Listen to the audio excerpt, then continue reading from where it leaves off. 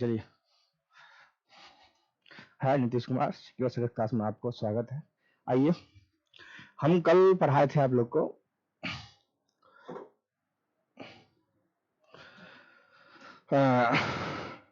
जो हमारा टॉपिक था वह था आधुनिक भारत का इतिहास। आधुनिक भारत का इतिहास, उसमें मैं आप लोग को बताया था पहला टॉपिक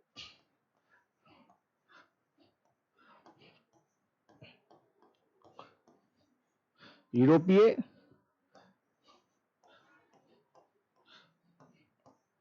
कंपनी का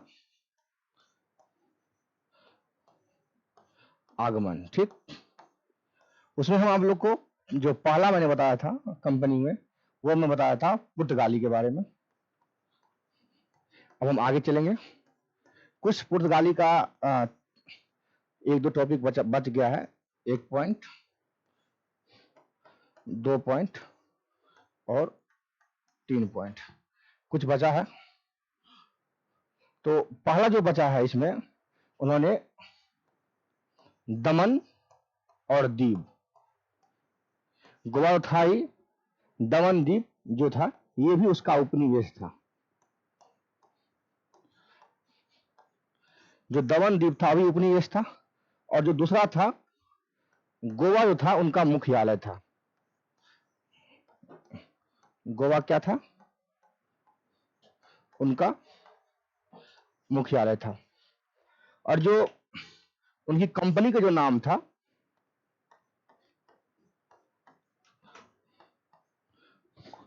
जो उन्होंने 1498 ईस्वी में जो उन्होंने कंपनी बनाया था, उनका नाम था एस्टाडो द इंडिया। क्या था? एस्टाडो द इंडिया।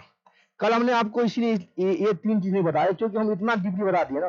आपको गोवा मैंने बताया था, उन्होंने हर एक चीज काम यहाँ पर कारभार कर लिया। मैंने दमन द्वीप मैंने बताई, लेकिन तो पर भी हमने उपनिवेश नहीं बताया था उस समय, तो 2 पॉइंट छूट गया था। जो मुझे मेरे यहाँ पर जब मैं घर गए तो हमें इसको बहुत लग रहा है कि मैंने 2-3 चीज नहीं बता पाया बच्चा सबको, क्योंकि जो उन्होंने कंपनी का नाम उन्होंने दिया था उन्होंने वो भी मैंने छोड़ दिया था। तो ये 3 चीज जो था मैं आपको पूरा कंप्लीट कर दिए पुर्तगाली। ठीक, अब आइए आगे। अब आगे आते हैं हम डच के बारे में।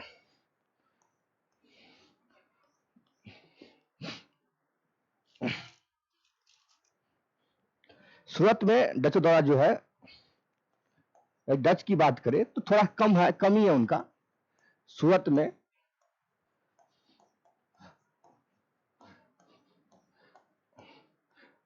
डचों द्वारा भी कोठी बोलिए उस समय, या उसको आप फैक्ट्री बोलिए, उन्होंने स्थापना किया वहां पर।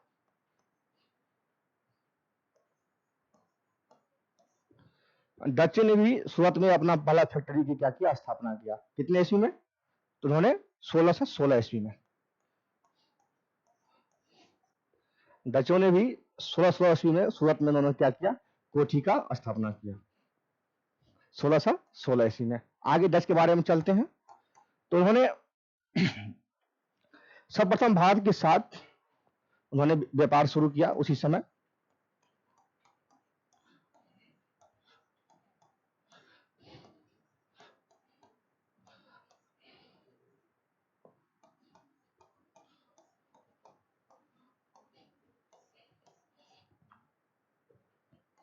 जब उनसे हम आगे चलेंगे तो उन्होंने ही, जब उन्होंने चिनसुरा, उन्होंने चिनसुरा में भी अपना फैक्ट्री स्थापित किया। कहां पे? चिनसुरा में भी। इनके बारे में बहुत कम है, ज्यादा नहीं है, लेकिन तो पर भी हम चाहते हैं कि आपको इसके बारे में बता दें, जो आप लोग को ये लगे कि कुछ छूटे नहीं डच के बारे में। तो उन्होंने 1602 उनका जो स्थापना किया गया था उनके यहाँ 1602 ईस्वी में उनके संसद द्वारा जो गठित किया गया था,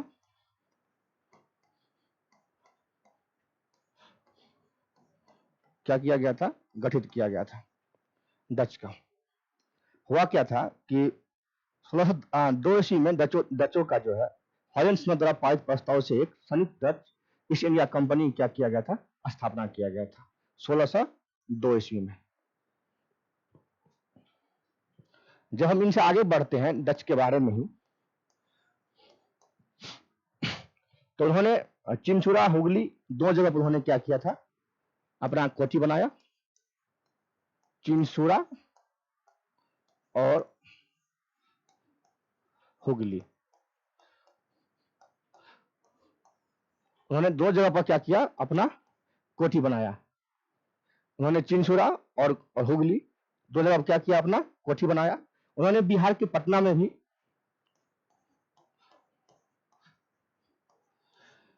बिहार के पटना में उन्होंने 1632 ईस्वी में उन्होंने अपना फैक्ट्री को स्थापित किया। लेकिन ये आपको इसका जो विवरण है वह एनसीईआरटी नहीं बताता है। मैं आपको बताऊं, जो एनसीईआरटी है वह इसका विवरण नहीं बताता कि उन्होंने पटना में 1632 में स्थापना किया था। लेकिन जब आप उनके राइटर के बुक पढ़ेंगे, बिपिन चंद्रा की बुक पढ़ेंगे और स्पेक्ट्रम जब आप पढ़ेंगे तो उनमें यह बताता है कि ओम प्रकाश जो थे इतिहासकार,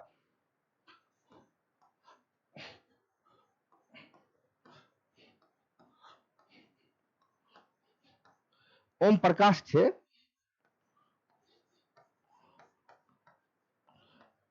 इतिहासकार।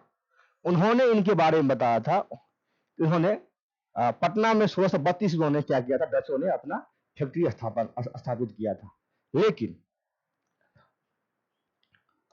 आपको पता होगा कि जो पटना कॉलेज है यही डचों का क्या था? व्यापारिक कोठी था। लेकिन आर्थिक तंगी के कारण हुआ क्या? उसी साल डचों के अंतर्गत क्या हुआ? आर्थिक तंगी आ गया। आर्थिक तंगी आ गया। तो आर्थिक तंगी का कारण डचों ने क्या किया? एक साल भी नहीं चला, उसी साल उन्होंने क्या किया? वहां की फैक्ट्री क्या किया? उन्होंने बंद कर दिया। क्या कर दिया? बंद कर दिया। उन्होंने क्या किया? बंद कर दिया। उन्होंने क्या किया? उसको बंद कर दिया। आर्थिक तंगी का उन्होंने क्या किया? इसको बंद कर दिया। जब हम आगे चलेंगे, डचों का जो व्यापारिक अड्डे की स्थापना जो था, और कई जगह डचों ने अपना व्यापारिक कोठी का स्थापना किया। डचों के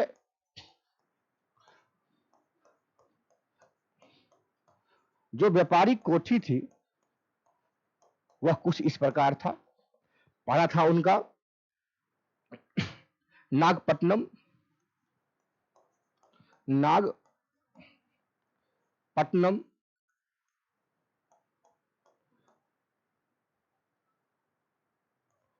चिनसुरा और मछलीपट्टनम, सूरत, भरूच और मछलीपट्टनम, सूरत, भरूच और आगरा, कोचीन, अहमदाबाद और पटना। आगरा,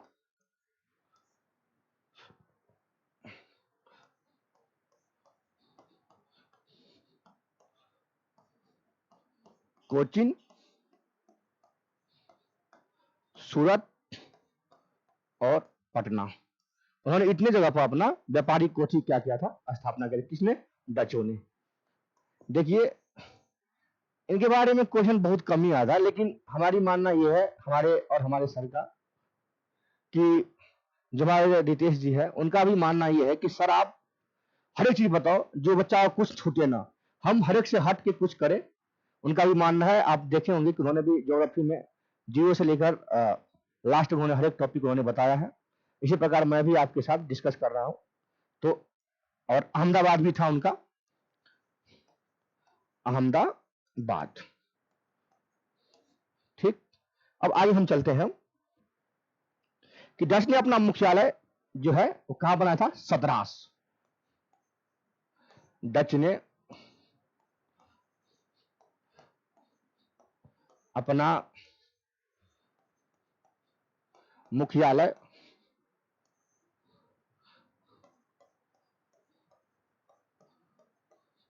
सदरास बनाया था। देखिए आप, पुर्तगाली का मैंने बोला गोवा, मैं इनका भी आपको बताऊंगा लास्ट में।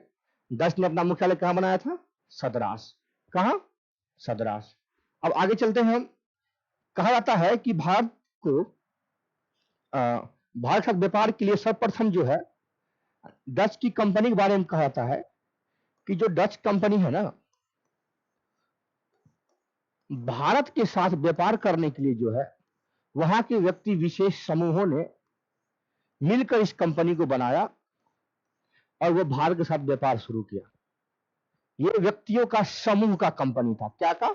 समूह का। जिस जैसे आप इंग्लैंड के बारे में आपके आगे आगे पढ़ाएंगे, पुर्तगाली के बारे में पढ़े, तो ऐसा नहीं था। ये समूह एक कंपनी था जिन्होंने भारत का व्यापार करने के लिए आया था। ये डच, ठीक, ये व्यक्ति विशेष पर आधारित क्या था? ये कंपनी था। जब हम आगे चलते हैं तो डचों ने ही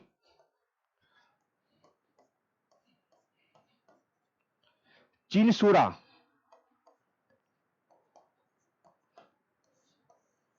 यहां से अपना जो जो कोठी है वो ले जाता है कहां पे? बालासोर ले जाता है। कहां ले जाता है? बालासोर। आपको पूछ देगा कि उन्होंने डचों ने अपना कोठी जो है चिनसुरा से कहां पर स्थानांतरित किया था? तो बालासोर में। उन्होंने बालासोर भी ले जाता है। तो ये ले जाता है कब? 1627 ईस्वी में। कितने ईस्वी में? 1627 ईस्वी में। और जब आगे हम पढ़ेंगे, डचों का जो प्रारंभिक उपनिवेश था उनका, डचों का, उन्होंने अपना उपनिवेश भी बनाया। देखिए हर एक शब्दों को पकड़िए आप, हर एक चीज आप लोग को बता रहे हैं, एक भी चीज नहीं छूटेगा। लास्ट में जब हम जाएंगे तो आप मसला तैयार कर रहे हैं आपको, फिर बाद में आपको हर एक चीज बताएंगे। देखिए डचों ने अपना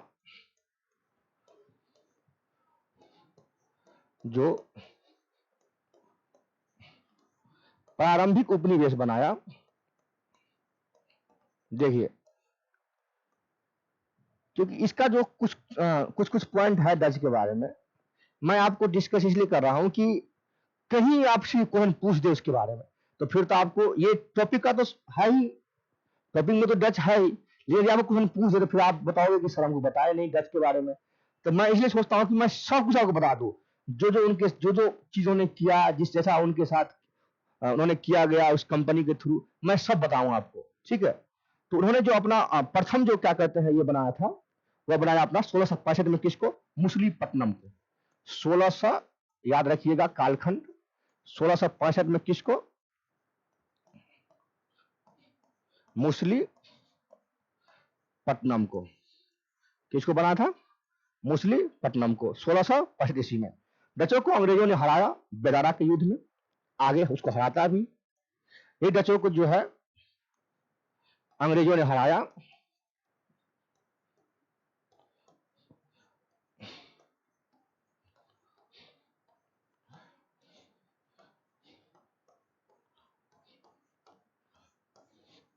बेदारा के युद्ध में। किसके युद्ध में? बेदारा के युद्ध में 1759 में। कितने ईस्वी में? 1759 ईस्वी में बेदारा के युद्ध में क्या किया? उसको पराजित किया, वही डचों को। अब आपको इसी बताएंगे कि इंटरलोपर्स क्या है। इंटरलोपर्स कुछ ऐसी जानकारी है जो मैं आपको इसके बारे में बता दूं, क्योंकि ये क्वेश्चन एनसीईआरटी का एक भाग रहा है, तो मैं सोचता हूं कि बता दो सही रहेगा। ये जो है अनाधिकृत व्यापारियों के रूप में समुद्री लुटेरे थे। वो क्या थे? अनाधिकृत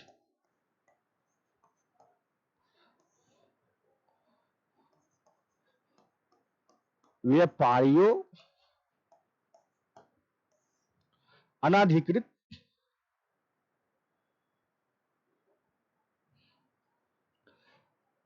व्यापारियों के रूप में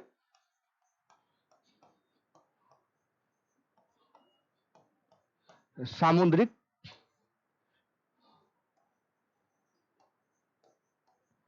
लुटेरे थे। कौन? आप कहेंगे ये एनसीईआरटी का भाग है, इंटरलोपर्स क्या है, ठीक ना? तो ये अनाधिकृत व्यापारियों के रूप में एक सामुदायिक क्या थे, लुटेरे थे। आपको पूछ देगा ये, वहां पे ये नहीं पूछेगा कि बुल्ड वाटर पॉलिसी के तहत क्या था, ये आपको ये शब्द पूछ देगा, पता नहीं चलेगा आपको क्या है नहीं है। इसलिए आपको जानकारी जरूरी है इस हर एक चीज का। अब हम आते हैं कि जो साल्ट पीटर था, आपको बताएंगे एक शब्द और है साल्ट पीटर। ये साल्ट पीटर क्या है उनके बारे में हम बताएंगे आपको। तो ये जो साल्ट पीटर है वो है यूरोप के बारूद की कमी को पूरी करने के लिए इनका प्रयोग किया था। साल्ट पीटर का जो यूरोप में जो बारूद की कमी होती थी, यूरोप में बारूद की कमी को पूरा किया था कौन? ये साल्ट पीटर के द्वारा किया जाता था। और इसका प्रयोग कभी कभी जो जहाज हुआ करते थे उस जहाज को बैलेंस करने के लिए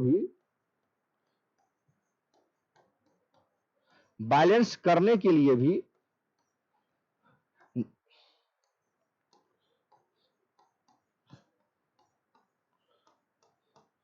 जहाज में इसका प्रयोग किया जाता था।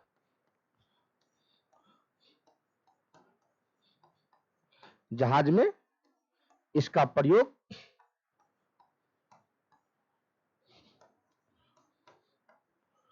किया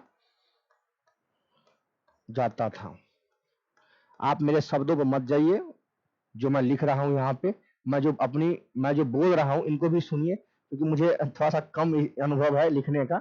धीरे धीरे सब आ जाएगा, आप लोग सारी चीज दिखने में लगेगा। हमारे जो सर सर इसके ऐसे मुझे इतना अच्छा नहीं लिखने आता है, ये लिखेंगे अपना अच्छा से हमें जो आता है मैं लिखना मुझे इतना अच्छा नहीं आ रहा है, क्योंकि मुझे इतना अनुभव नहीं है उस पर। आगे बढ़ाते हैं। हुआ क्या, डच ने गोलकुंडा के शासक से फरमान प्राप्त कर, जब डच आया था ना, उन्होंने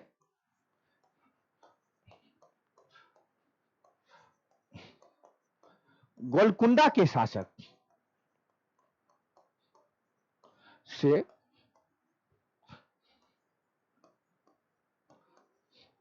फरमान प्राप्त कर उसने डच ने गोलकुंडा के शासक से फरमान प्राप्त कर उन्होंने मछलीपट्टनम पर अपना व्यापारिक कोठी की अनुमति भी उन्होंने क्या की, प्राप्त की। उस समय ये भी आपको पूछेगा, अनुमति उन्होंने क्या की, प्राप्त की। कहां पे? मछलीपट्टनम पे। और पहली कोठी भी उनका बताए पीछे वही रहा, पहली कोठी भी उनका यही रहा, और पहला उपनिवेश भी उनका यही रहा। पहला उपनिवेश भी उनका यही रहा। तो आप लोग के ये दिमाग में चल रहा होगा कि सर मछलीपट्टनम सब कुछ रहा है। तो डच का जो है ना, ये मछलीपट्टनम उसके दिल और दिमाग में बैठ गया। यहाँ की भौगोलिक स्थिति, वहां की अंसारी रहन सहन, उनका व्यक्ति यहाँ पर आके बसना, हमारे इंडियन स्त्री के साथ उनका वैवाहिक संबंध स्थापित होना, जिस कारण से उसका जो है ये चीज बैठ गया। तो उन्होंने हर एक चीज जो है उन्होंने मछलीपट्टनम भी अपना ये कर अपना किया। उनकी भौगोलिक स्थिति सब कुछ उनका वहां पर शूट किया उनका। आगे चलते हैं डच के बारे में। दक्षिण पूर्व एशिया में मसालों के द्वीपों में उन्होंने वर्चस्व स्थापित किया। डच ने पुर्तगाली को हरा के उन्होंने दक्षिण पूर्व एशिया में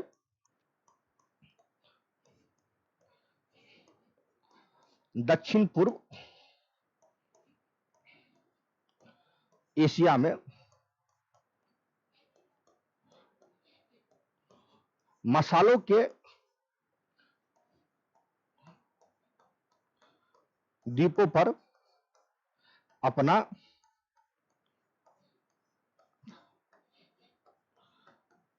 वर्चस्व भी क्या किया, स्थापित किया। ठीक, आगे चलते हैं।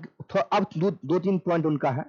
क्रोमनल के स्थापित शासक ने उन्हें पुलकित, डच ने क्या किया उस समय, कोरोमंडल के शासक से उन्होंने क्या किया, पुलकित को उन्होंने हासिल किया। डच ने क्या किया, कोरोमंडल के शासक से उन्होंने क्या किया, पुलकित को भी उन्होंने हासिल किया। और आगे जब देखेंगे हम, एक समय ऐसा आया कि यूरोपीय व्यापारी का आपस में ही प्रतिस्पर्धा बनने लगा। हर एक का आपस में ही क्या हुआ, प्रतिस्पर्धा बनने लगा। डच, पुर्तगाली, अंग्रेज सबका एक साथ। तो हुआ क्या उस समय कि 17वीं सदी के प्रथम चरण में डच और अंग्रेजों ने पुर्तगाली के भारतीय व्यापार अधिकारों क्या किया, समाप्त कर दिया। ये डच और अंग्रेज मिलके क्या करता है, 17वीं सदी में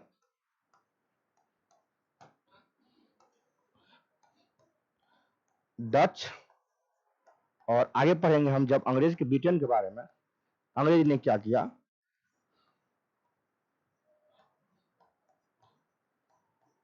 पुर्तगाली शक्ति को क्या किया, उन्होंने समाप्त कर दिया। पुर्तगाली शक्ति को क्या करता है, समाप्त करता है। आइए, हमारा डच यहां पर खत्म होता है। 2 मिनट में आपको इसके बारे में पूरा क्लियर कर देते हैं।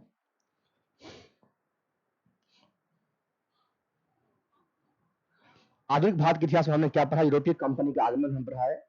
जो हमारा कुछ भी छूट गया था पुर्तगाली के बारे में, उन्होंने दमन द्वीप को भी अपना उपनिवेश बनाया और फिर उन्होंने गोवा को अपना मुख्यालय बनाया था। ये मैंने कल ही बताया था आपको।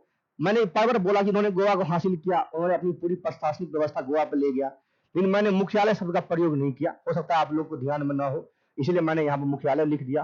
लेकिन कंपनी का नाम जो था, मुझे लगा कि आप लोग को पता होगा, लेकिन तो पर भी मैंने सोचा कि नहीं, उसका नाम था एस्टाडो द इंडिया। उन्होंने जब पुर्तगीज ईस्ट इंडिया कंपनी उन्होंने स्थापना कर, उसका नाम रखा उन्होंने एस्टाडो द इंडिया। उसका पता ही था 1498 में।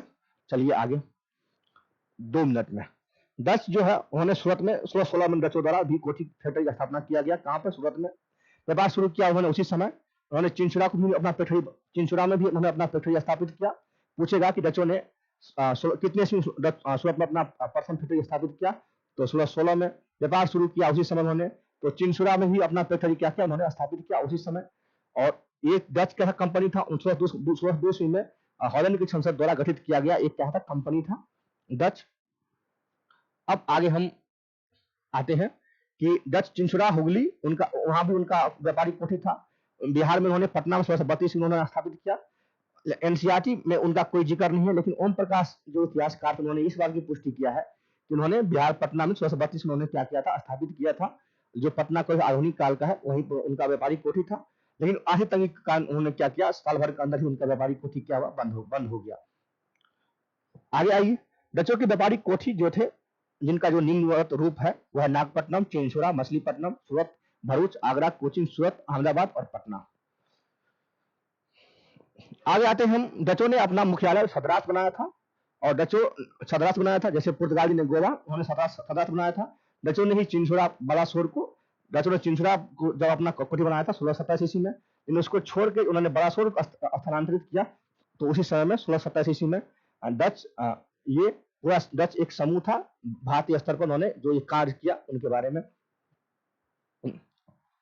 डचों ने अपना आरंभिक उपनिवेश 1625 ईस्वी में किसको बनाया था, मछलीपट्टनम को बनाया था। अंग्रेजों ने हराया इसको बरारा के युद्ध में 1759 ईस्वी में डचों को। अब आगे चलते हैं।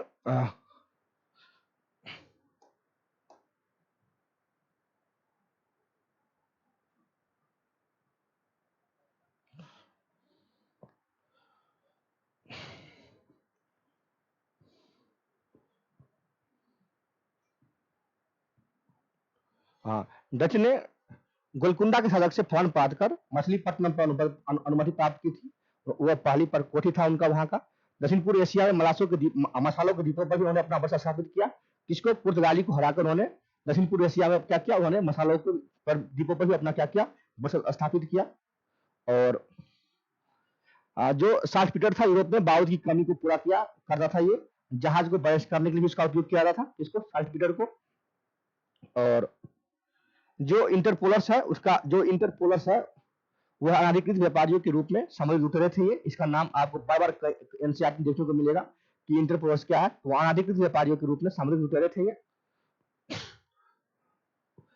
अब डचों के अपना आरंभिक उपनिवेश ये तो दिखाई दिया आपको, क्योंकि थोड़ा सा इसमें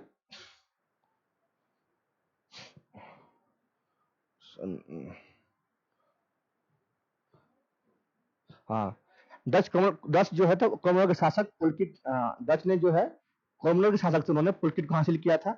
और उन्होंने 17वीं शताब्दी में जो है डच और अंग्रेजों ने मिलकर क्या किया? पुर्तगाली से क्या किया था? समाप्त किया था। ये आपके डच के बारे में। और लास्ट अब हम चलते हैं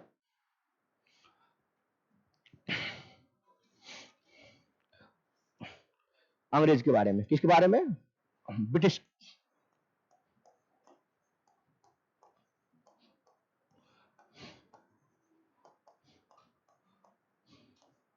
देखिए उनमें लाजवाब उनका अपना इतिहास रहा है ये ब्रिटिश कंपनी का।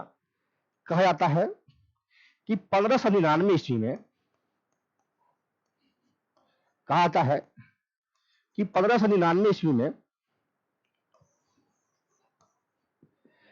Merchant adventures merchant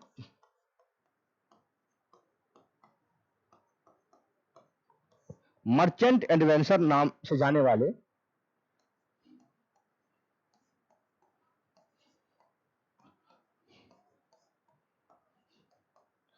merchant adventure नाम से जाने वाले व्यापारियों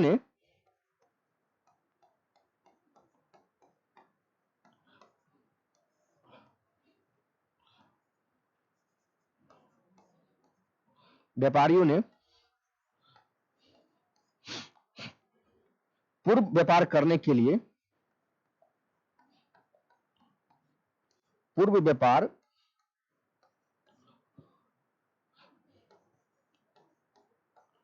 करने के लिए एक कंपनी बनाया।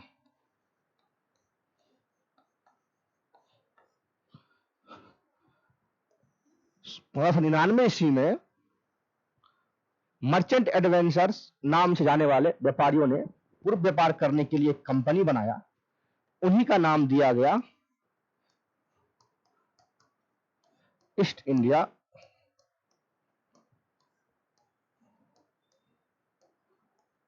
कंपनी। मेरी बातों को आप लोग ध्यान दीजिएगा, ये बहुत गहराई से उतरा हुआ ये क्वेश्चन है और बहुत गहराई से ये पढ़ा हुआ सब कुछ है। ये 1599 ईस्वी में मर्चेंट एडवेंचर्स नाम से जाने वाले व्यापारियों ने पूर्व व्यापार करने के लिए, ये समूह था, व्यापारियों का समूह था। उन्होंने पूर्व व्यापार करने के लिए एक कंपनी बनाया। उनका नाम उन्होंने क्या दिया था? ईस्ट इंडिया कंपनी दिया। क्या दिया? East India company. अब हम चलते हैं आगे। आप सुने होंगे कासिम बाजार, जो हम कल इनका जिक्र किए थे। कासिम बाजार किनका? कासिम बाजार। ये कासिम बाजार व्यापार फैक्ट्री की प्रमुख जॉब चरनाक अंग्रेजों के व्यापारिक केंद्र के लिए हुगली के स्थान पर ये कासिम बाजार जो था वह जॉब चरनाक के द्वारा हुगली के स्थान पर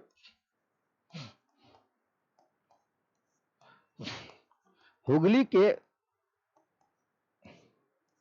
स्थान पर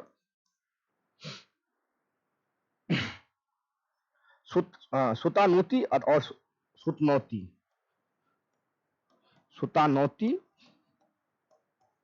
और सुतनौती था, जो आगे चलकर कलकत्ता स्थल बनता है, लेकिन उन्हीं के विवाद में 2003 में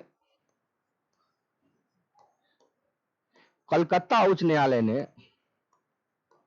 कलकत्ता हाईकोर्ट ने इस बात की पुष्टि करी कि कलकत्ता का स्थापना जो है जॉर्ज चारनाग ने नहीं किया है। ये किया है किसका? कालिकाता का किया है।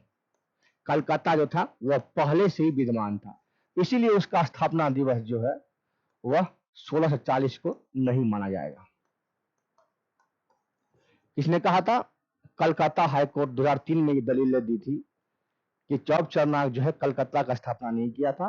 ये पहले से इस बात की पुष्टि थी, उन्होंने कालिकाता का किया था। तो इसीलिए ये सुप्रीम कोर्ट, हाई कोर्ट की बात को मानते हुए आपको क्वेश्चन यदि आए तो आप डालिएगा, यदि ऑप्शन में कुछ न रहे तो आप डालिएगा, यदि ई रहे तो आप ई डाल दीजिए, क्योंकि ये कोलकाता हाईकोर्ट ने डायरेक्ट कह दिया कि कालिकाता रहेगा तो आप डालिएगा, कलकत्ता मत डालिए, क्योंकि ये चीज 2003 का है, कलकत्ता हाईकोर्ट का दलीलें है ये। तो ये मैं आपको दो चीज बता दिए। अब आगे हम देखेंगे 1814 में। देखिए इतिहास जो है मैं आप लोग को इस तरीके से इसलिए बता रहा हूं, मैं कहानी तौर पर बताऊंगा तो आपको ऊपर से निकल जाएगा। मैं सोच रहा हूं कि पूरी इतिहास कालखंड को आपको बताएं, और कालखंड के साथ जैसे मैं एक मसाला तैयार कर दूं तो फिर मैं पीछे जाकर आपको बताता हूं इसका इतिहास। क्योंकि ये सब्जेक्ट ऐसा है कि आपको हर एक चीज में एक टॉपिक बाय टॉपिक मैं पढ़ा रहा हूं, और उनकी जो पूरी डीपली नॉलेज चाहिए उसके अंतर्गत। क्योंकि आप तो मेंस तो निकाल लोगे, लेकिन मेंस से पहले आपको प्रीलिम्स निकालना बहुत जरूरी है। अगर प्रीलिम्स निकला ही नहीं तो फिर आपको मेंस में कहां से आप बैठोगे? तो इसीलिए यदि मैं आपको मैं इनके बारे में बताऊं कि अंग्रेज के बारे में भाषण देकर निकल जाऊं तो आप प्रीलिम्स में आपको एक भी क्वेश्चन नहीं बनेगा। इसीलिए मैं पूरा नीचे स्तर से मैं आपको बता रहा हूं हर एक चीज। जो 1814 में जो था कोची, क्या था? कोची। 1814 में मेरे बातों को ध्यान दीजिएगा, 1814 में जो था कोची, वह ब्रिटिश उपनिवेश के तहत शामिल था।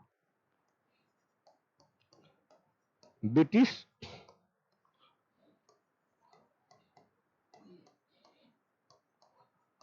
उपनिवेश के तहत उसको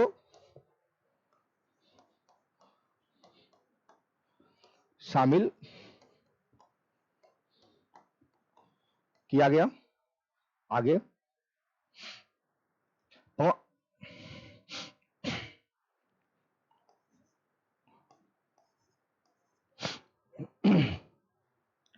कलकत्ता किसने बनाया था?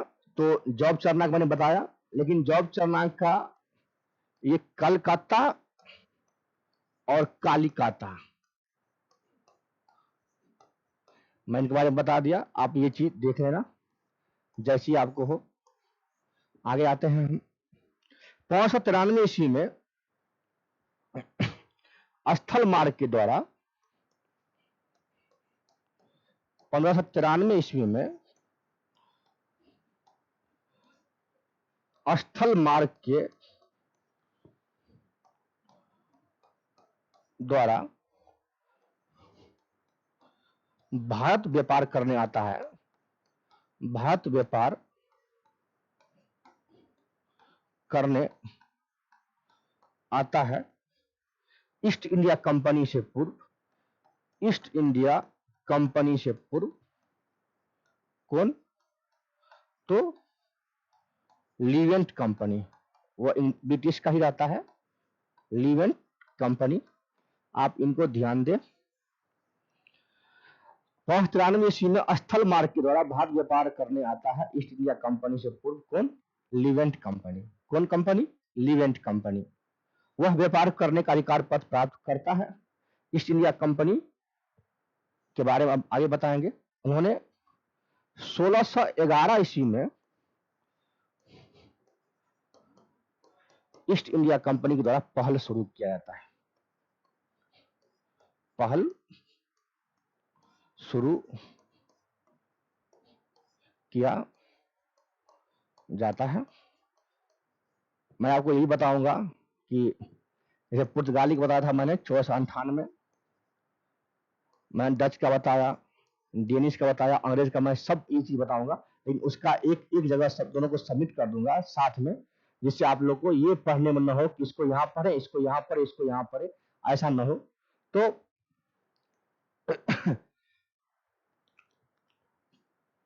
1611 ईस्वी में जहांगीर के काल में मुसलीपट्टनम और मछलीपट्टनम में एक अस्थायी कारखाना स्थापित करने का अनुमति प्राप्त किया था उन्होंने। 1611 ईस्वी में ईस्ट इंडिया कंपनी ने जहांगीर के शासनकाल में मछलीपट्टनम या मुसलीपट्टनम बोलिए, मछलीपट्टनम या आप मुसलीपट्टनम बोलिए, वहां पर उन्होंने अस्थायी रूप से, ध्यान, मेरे शब्दों पर ध्यान दीजिएगा,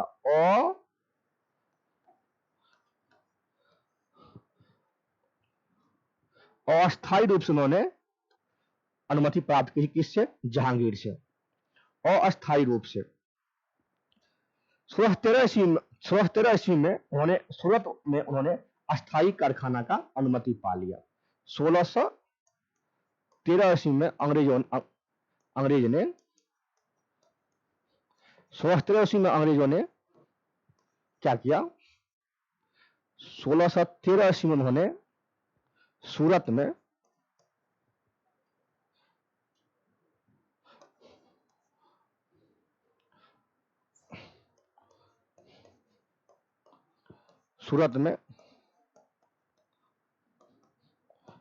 अस्थायी कारखाना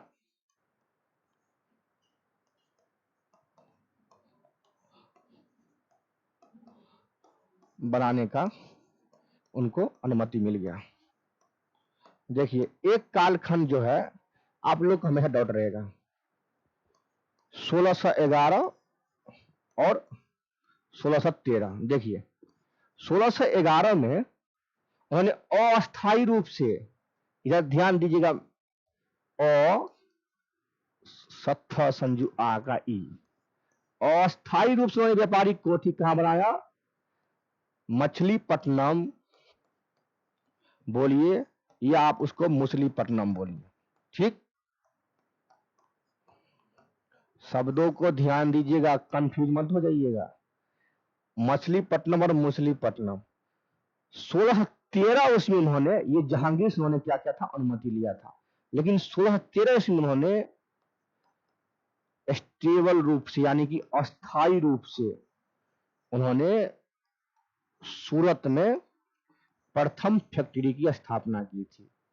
ये टेम्पोररी था, उसका काम चलाओ, तो इसीलिए प्रथम फैक्ट्री की जो स्थापना है ब्रिटिश का, ईस्ट इंडिया कंपनी का, ये मछलीपट्टनम को नहीं गिनती में आता है, क्योंकि ये अस्थायी रूप से था, ठीक।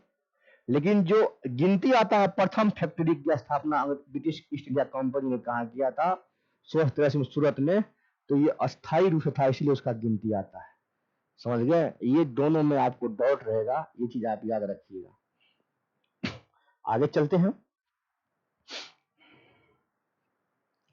जैसे उन्होंने 1668 ईस्वी में, देखिए उन्होंने, देखिए पुर्तगाली में आपको बता ही दिए थे, उन्होंने राजकुमारी से शादी पर उनको क्या कहते हैं मुंबई मिला, फिर उन्होंने मुंबई को 10 पाउंड की वार्षिक किराए पर उन्होंने क्या किया था, चार्ल्स ने क्या किया था, उसको कंपनी को दे दिया था, ठीक, ईस्ट इंडिया कंपनी को दे दिया था। तो ये तो आपको बताना फिर से सही नहीं है, ठीक। अब आगे चलते हैं हम।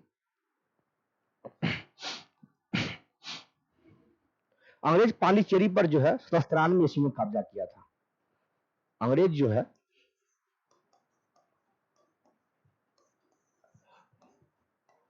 आपको क्वेश्चन आएगा, अंग्रेज जो है पांडिचेरी पर जो कब्जा किया था वह किया था 1793 ईस्वी में। कितने ईस्वी में?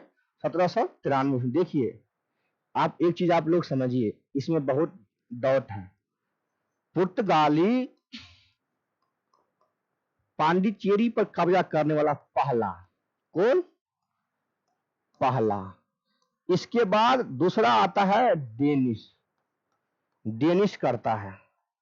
और तीसरा स्तर पर कौन करता है? डच। और चौथा स्तर पर कौन करता है? फ्रांस। और फ्रांस से जब छीनता है ये पांडिचेरी,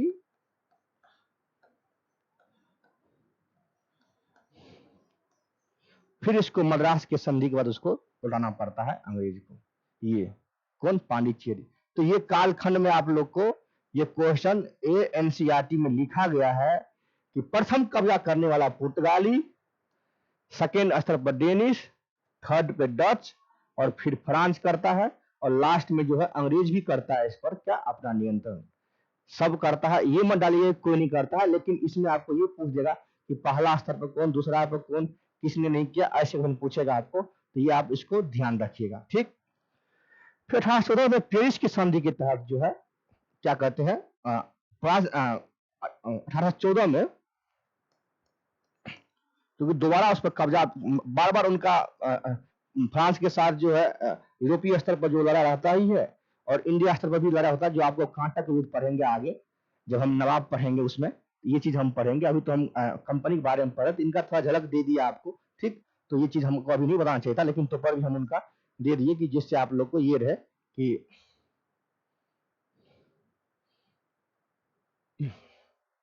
देखिए आगे चलिए।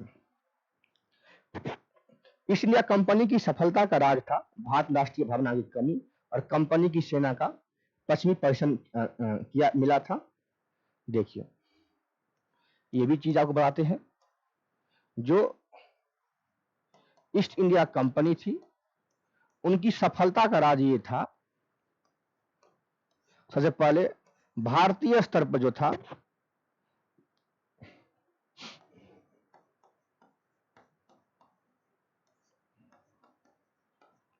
अन्य सारे राजा रजवाड़ों के साथ,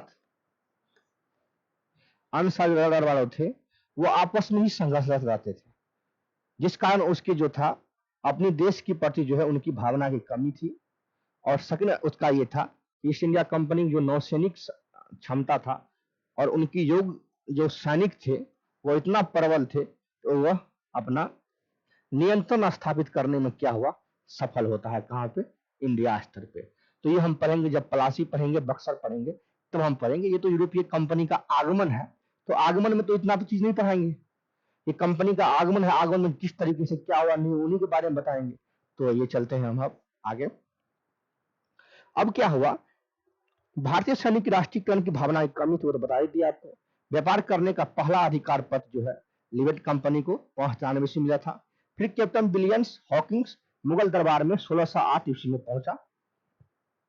1608 ईस्वी में जो है captain Hawkins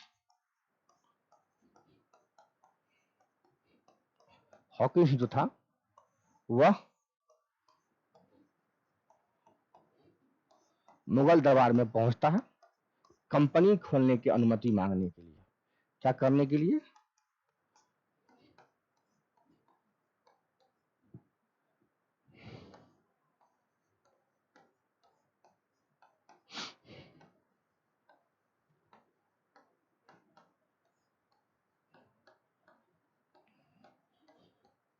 captain Hawkins Mughal दरबार में लेकिन वह अनुमति पाने में जो है सफल न रहता है। अनुमति पाने में क्या होता है? वह सफल नहीं हो पाता है।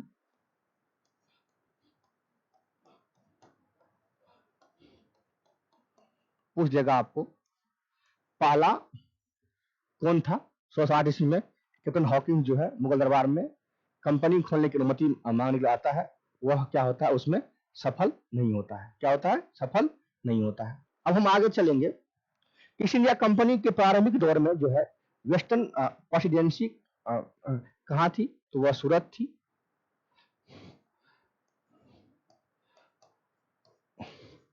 ईस्ट इंडिया कंपनी की जो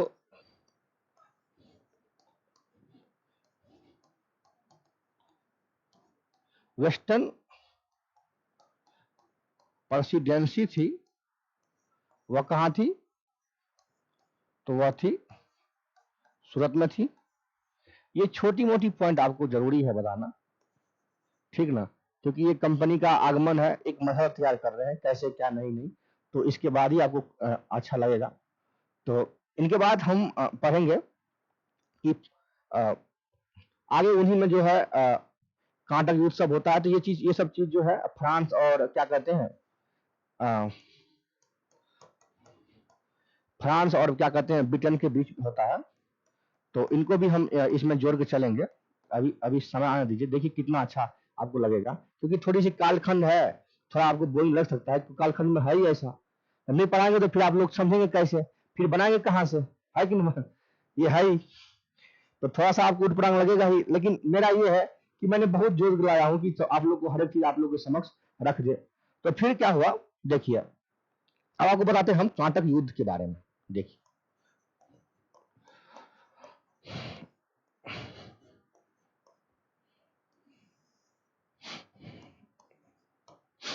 जो इसमें प्रथम कांटक युद्ध की जो समाप्ति हुआ था,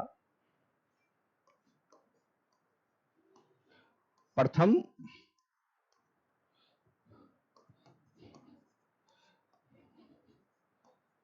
कर्नाटक युद्ध की जो समाप्ति हुआ था वह हुआ था एक्सला-सोपेल की संधि से। किससे? एक्सला-सोपेल की संधि से। एक्सला-सोपेल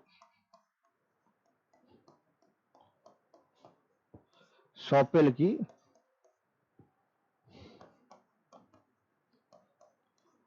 संधि से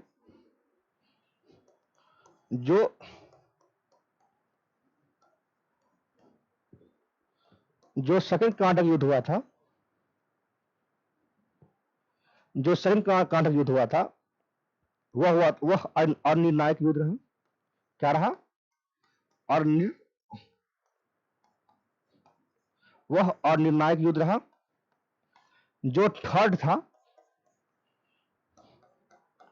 जो थर्ड कर्नाटक युद्ध की जो समाप्ति हुई वह हुई पेरिस की संधि से। किससे?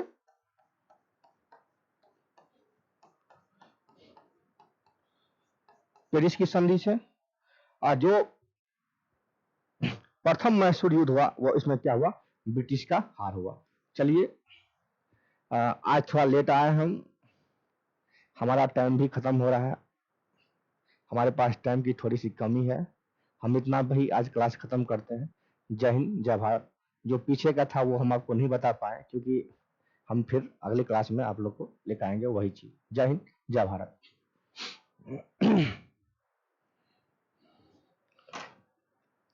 तो पर भी थोड़ा सा पीछे का देख लेते हैं।